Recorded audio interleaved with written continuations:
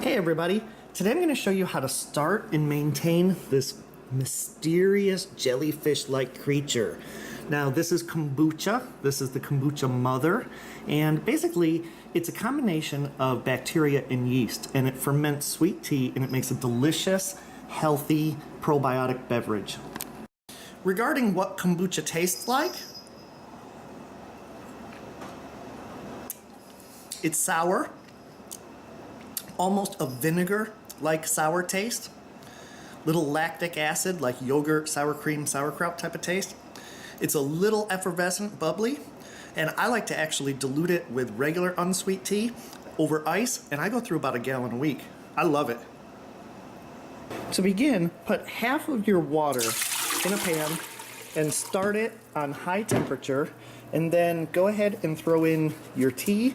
Now I'm using 3 family size decaffeinated black orange pekoe tea, and then 2 cups of sugar. I'm using 2 cups of sugar for a 1 gallon batch. That's a pretty good ratio. You don't actually have to bring this to a boil, you just want it so that the sugar dissolves. And I'm only using half the amount of water so that I can cool it down to get it in with the mother batch quicker.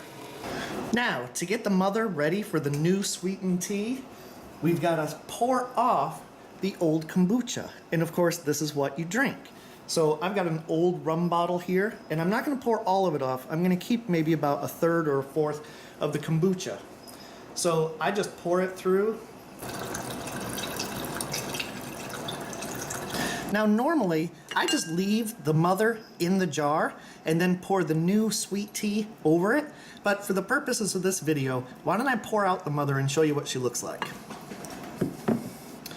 Okay, so this is the kombucha mother, and technically it's called a SCOBY. That's a symbiotic community of bacteria and yeast. You see, this one's actually ready to separate, so that would be a daughter coming off. And I know it looks really gross, but this is a complex little ecosystem of bacteria and yeast, and what they're doing is they're converting the sugars into alcohol, and then they're converting the alcohol into vinegar and other acids. As far as getting one of these mothers or the daughters, you'll really have to talk to somebody locally who has one, and you just keep it alive and keep it going. Pay it forward. Okay, the tea has been steeping for several minutes, and look at, not sterile at all, so don't worry about that. You read about that online, forget it. And then I'm going to add my cool water. This is half the volume of the final batch, cool water, and that's going to cool the entire gallon so that I can introduce it to the mother without hurting her. This really couldn't be easier. Now you take your sweet tea and gently pour it in, bringing these containers up to almost full.